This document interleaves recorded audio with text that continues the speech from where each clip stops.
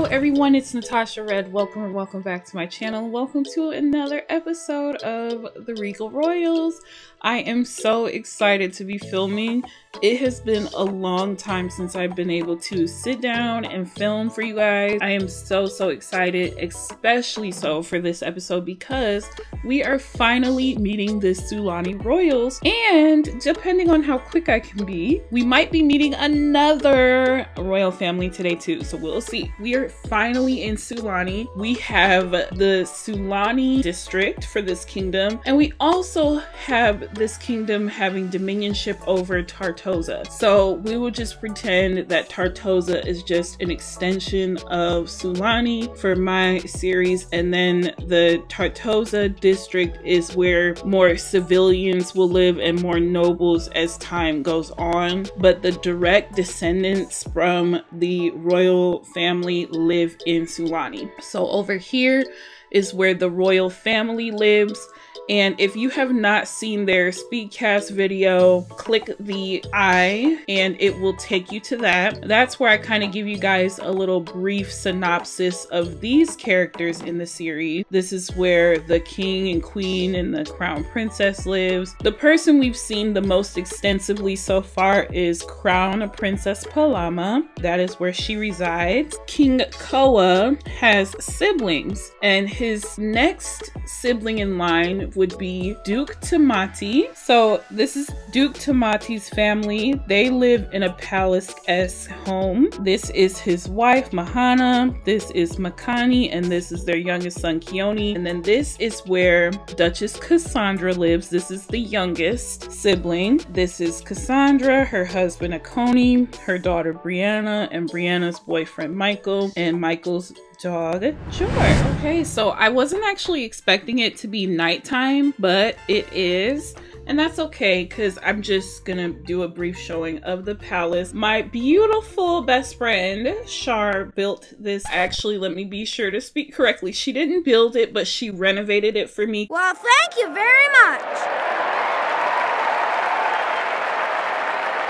Because as y'all know, I cannot build worth lit. So this is a beautiful mermaid palace. What I love about this palace, this is my favorite out of all of them in the series. This is the one that is most catered to the royals themselves. So we're gonna have to do hella events at this palace, you guys. I'm gonna do the slightest tour because we're gonna see this palace quite a bit. So we're on the first floor right now. They have a 2-story ballroom, dining area for guests, photo studio, beautiful library, just everything. We've got just treasure all around. Like, oh, this palace eats, you guys.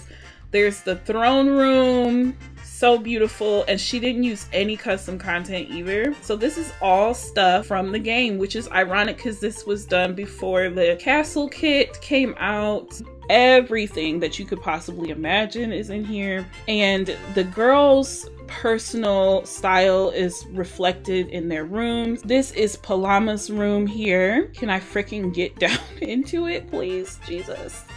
Yes, so this is Palama's room. She's definitely a girl that we could say is a custom portrait of Palama, and her room is just stunning, just gorgeous. And then over yonder is her sister Malia's room. Malia is the baby. She definitely has like what every little girl could dream of having for a bedroom. Hello? Are you kidding me? Are you kidding me? Like, do y'all see this? Yes, this is Kailani's room. So Kailani is very artsy. She's very spiritual. She's very much so poetic, photographic, artistic, like painter, sculptor. Anything to do with the arts, Kailani's into it. Oh, look at Gramps in here. What is Grandpa doing in here? This is not Grandpa's room. Maybe he was coming to see if Kailani was in here, but she's not. Interesting. Okay, now something is very special about Ekewaka's room, and that is that his is like the least renovated, which would be typical of an elder, not super shocking. But what makes his room so special is that it has remnants of when his wife, who was the queen, was still around. This is another lounge area. Where is Ekewaka's room? Well, y'all, I couldn't find Ekewaka's room at the moment, but we'll see it in episodes, I promise. No one likes me. No one will ever like. What are you talking about, girl? That's actually definitely not her energy at all. Like, I would say Kaylani is pretty confident as a woman, or as a young lady. Where's Moikoa? Oh, he's in Malia's room. Okay, cool. Where's his wifey? Where's Olina? Oh, she's dancing with her girls. This is so fitting because they have such a strong bond with their mother. Their mother is such a beautiful, confident queen, and she makes sure to affirm her daughter. She probably saw that message from Kaylani here and was like, oh no, honey, you are so loved, you are so precious, you are so beautiful. So mama wasn't having that, and she's like, come on, let's dance it out, girls. So this is something I would say is very typical. Like, the mom is definitely about making sure her daughters feel confident and loved and high valued as women, and their father, on the other hand, is a little bit more strict. His number one concern is that Olina, ma'am, what? Wait, what are these moves? This has to be a mod because I don't think I've ever. Okay, they all just decided a random dance party, period. We love that. We love that. Okay, but we'll see more of this palace. We'll learn more about them. But if you have not already seen them, check out the Speedcast video. You'll get to see some cool things about them. So we are at Duke Tamati's house, and this is where they live. This is Duke Tamati. This is Koa's younger brother. And let's check out their relationship. They get along pretty well. He gets along with everyone in the family pretty well. Pretty unproblematic, pretty chill dude. Does his duties very well as a duke. Has a good relationship. Oh, what is this that you're eating? Veggie and hummus sandwich, period. Okay. Go off, Duke Tamati. He has a good relationship with everyone, but I would say the most tumultuous or difficult relationship that he has is with his older sister, which we will see in a little bit. But let's just see what everybody's doing. And actually, let me go ahead and go into cast so you can get a better look at everyone. Okay, so we are in cast, and as you could probably obviously guess, all of the royals are mermaids, and part of their dedication to their kingdom is that they all have tattoos that represent part of their heritage as well as like their culture and dedication to the kingdom. This kingdom expresses themselves through vibrancy and lots of colors. So let's just take a perusing through some of the outfits. Their unofficial color is orange, but the reality is it's not as easy to find culturally appropriate. Okay, please excuse that. It's not as easy to find culturally appropriate clothing and lock it to a specific color. So these royals will be a little bit more liberated in how they represent themselves. Also, they are very body positive, so they are not afraid to showcase more skin than the average royals would, and that will also be reflected in the outfits that they wear to royal events and whatnot.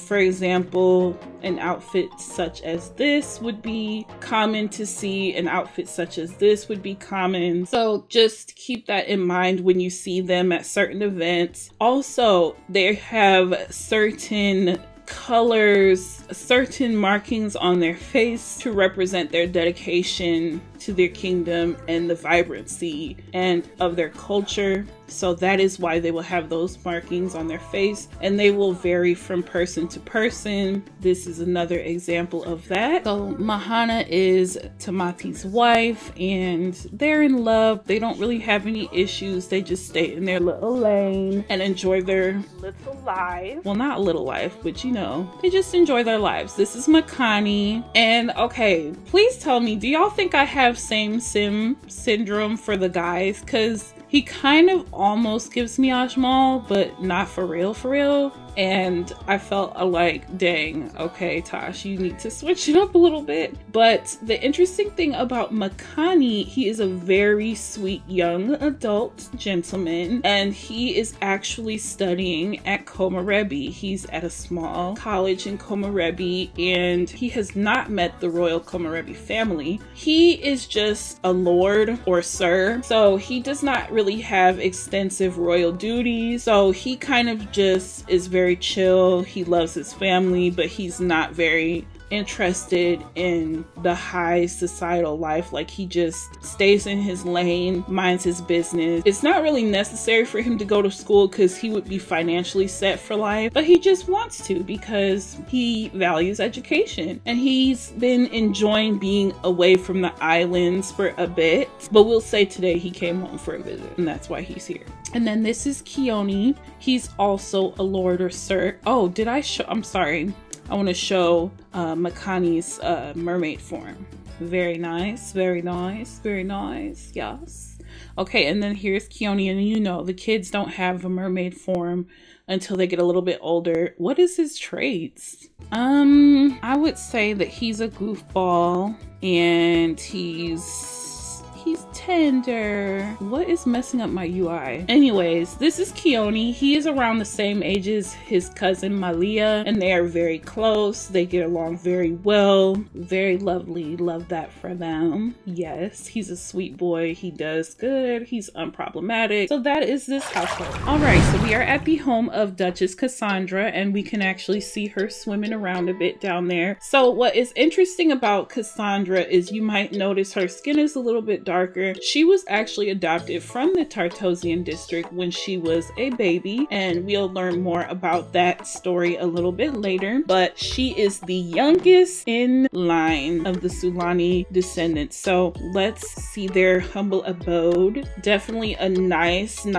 beautiful, luxurious looking home. Now this one, I will admit, has not been necessarily like catered to their personalities like the palace has. Oh, look at everybody's in here, period. Nice. Okay, so we have Lady Brianna here with her boyfriend Michael, and he lives with them. They are both young adults. They're a little bit older than Palama is, and so with that, she is very close to Princess Palama. She's close to all of her cousins, but she has a special bond with Palama because Palama often confides in her for advice, and you know, that's just one of her very close family members. They're cousins and besties. So we'll see her with Palama quite a bit. This is George. George is such a sweet, good boy. He is very much so a good boy. He definitely is not aggressive like Raja is. Michael is not considered a royal. However, obviously, if he marries Brianna, then he will become a royal. So he is considered a common folk. This is Brianna's dad. This is Akoni. Okay, so here we have Cassandra. Now what's interesting about Cassandra is she is a little bit socially awkward, but she is self-assured, she's family oriented, she enjoys the lavish life, and she is a little bit of a perfectionist, but does not really do well with public speaking. So she tends to stay out the limelight as well, unless it specifically calls for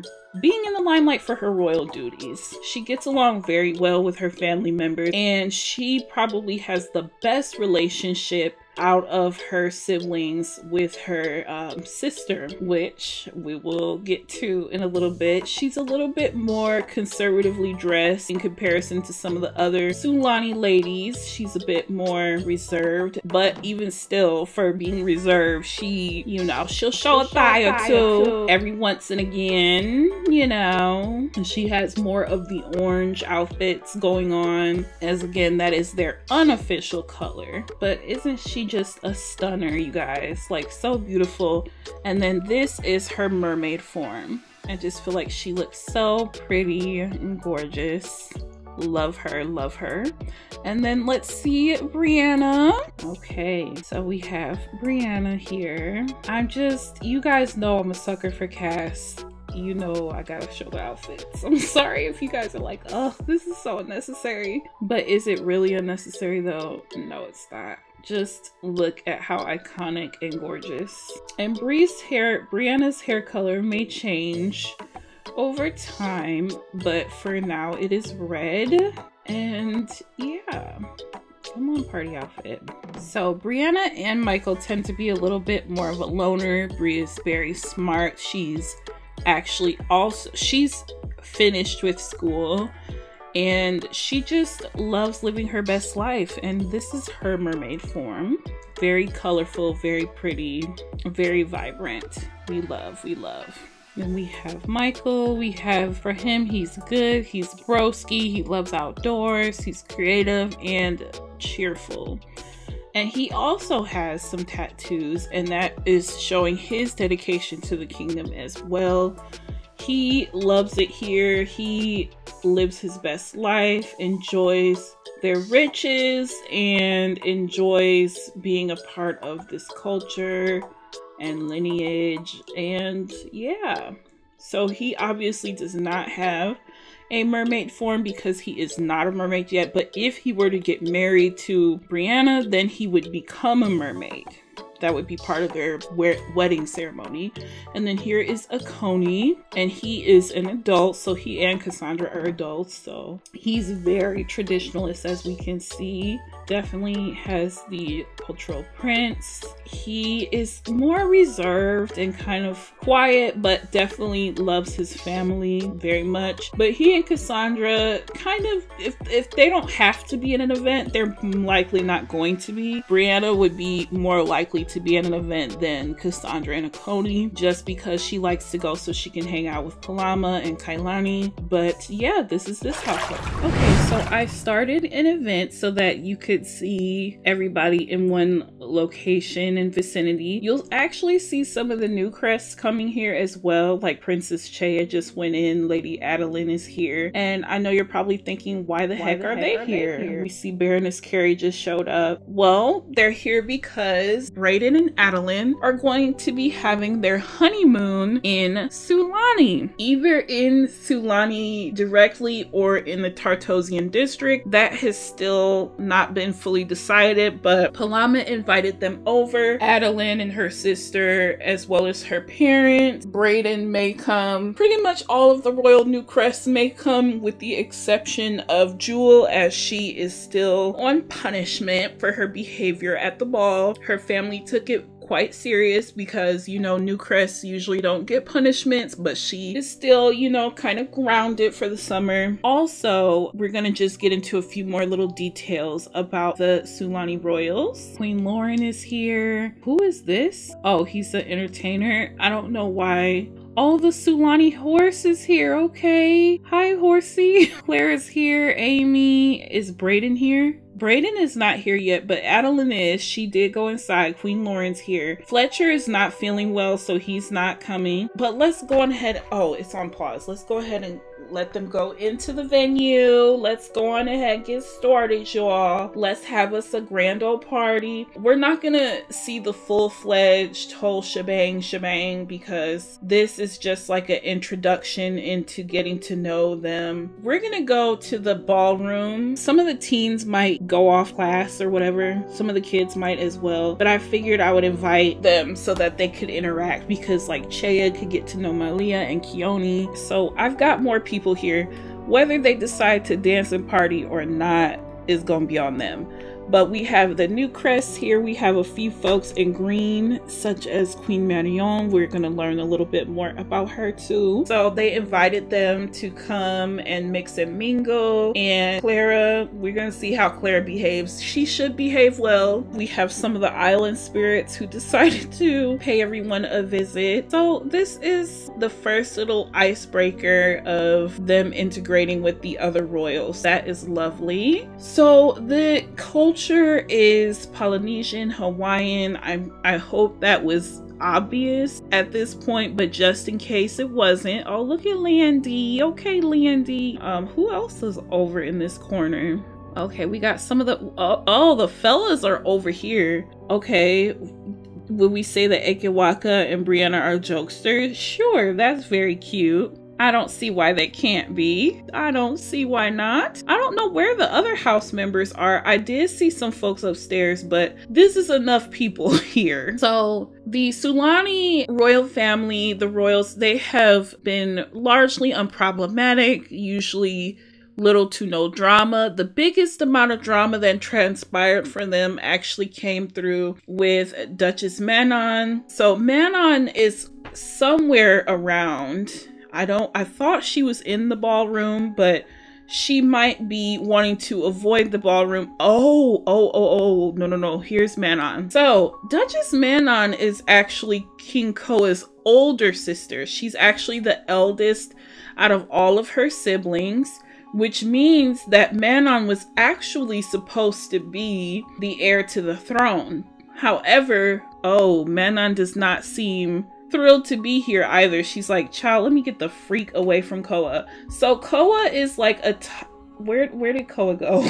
Oh, she dipped. She dipped away from Koa. Koa's literally probably like, why did she leave? Like, what did I do? What did I say this time? He's probably like inner dialoguing with himself. But Koa actually does not like Manon. Oh, okay, it's not too bad. So that's good.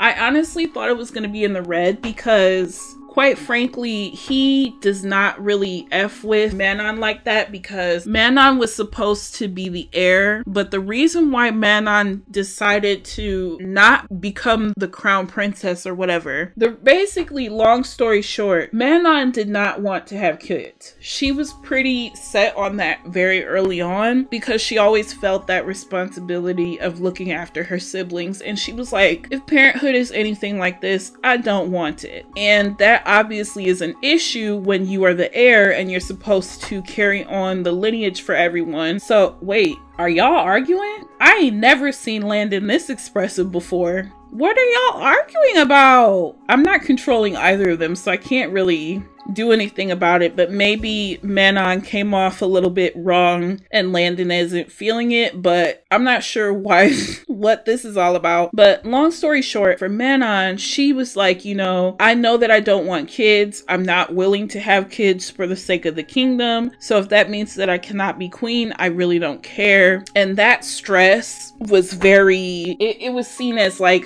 disrespectful and, just tumultuous for the family, because they're like, everybody is so dedicated to this kingdom. It's literally your destiny to do this. And she was like, nope, I'm not going to be a mother if I don't want to be a mother. And long story short, she was stripped of her royal titles. She was reverted back into a human. So she is no longer a mermaid. And the only reason she is a duchess is because she is married to Duchess Edith of Brindleton Bay. So she is actually here with Queen Marion. She actually lives in Brindleton Bay, and it has greatly impacted the relationship that she has with her siblings. So Ekewaka is her father. He's the father to Koa, Manon, Tamati, and Cassandra. And just so you're aware, I do have an updated character profile in the description bar, so you can click on the link and it will give you some more details on the family members and whatnot, because I know this is a lot of characters to introduce all at once. But Manon feels, unfortunately for her, more at home in Brindleton Bay than she does in Sulani, because it's always some tension there when she is in Sulani. So I will say though,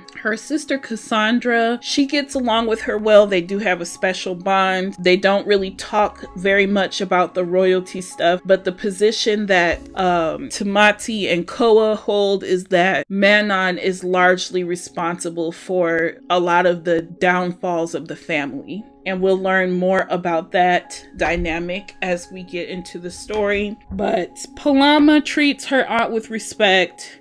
She does not get to see her that often though, because of the dynamic between Manon and her father, because she really does not come to Sulani often unless it's specifically to like visit, and she knows that Koa will not be there because she and Koa tend to be very just at odds with each other. and she knows that Koa influences Tamati's thoughts. But she loves her father. Her father does not treat her poorly, but Ekewaka does have a little bit of disappointment in Manon for the choices that she made, because they are all about their fierceness and dedication to their kingdom. Why is Clara's crown literally disappearing in her scalp? That is so upsetting. But yes, so we are going to see the Sulani royals at Brayden and Adeline's wedding. We are also going to see some of the Brindleton Bay royals there, and the reason why they are going to be there when they barely know the new crest and whatnot yet is because the plan is at the wedding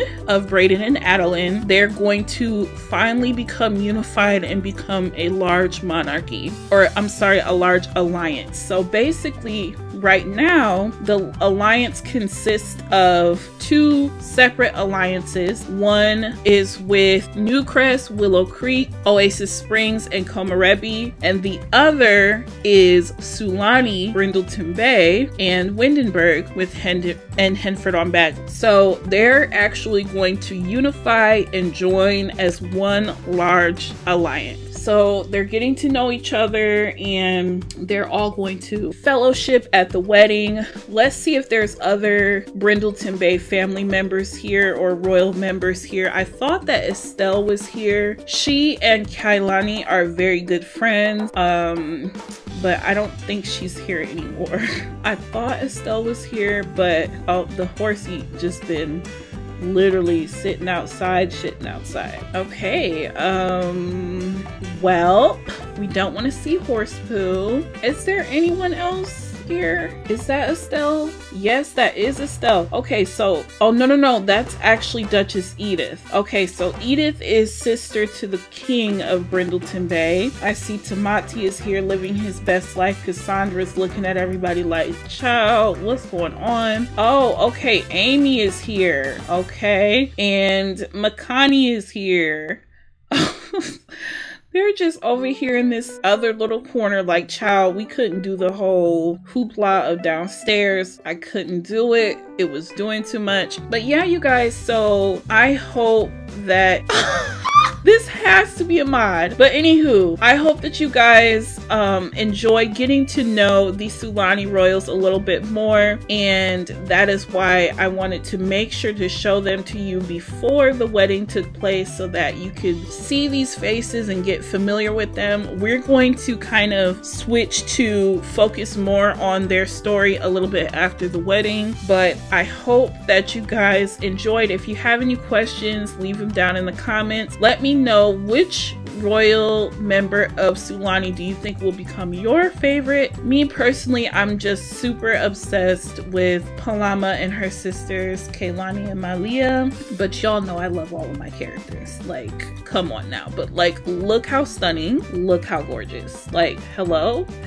Can you imagine being that pretty? Come on now. But yeah, you guys, so we're gonna go ahead and end this episode here. I hope that you enjoyed it, and next episode is going to be the wedding, you guys. Oh my gosh, I am gonna get started on it right away, but it is gonna be a little bit, it probably will take me a little bit to get it out because I am a full-time student now and it's gonna take a minute to edit, but I'm going to, if I have to do it in parts like we did with the episode prior to this one, I'll do that. We'll just see. But I hope you guys are super excited. Thank you guys so much, and I will see you guys next time. Bye.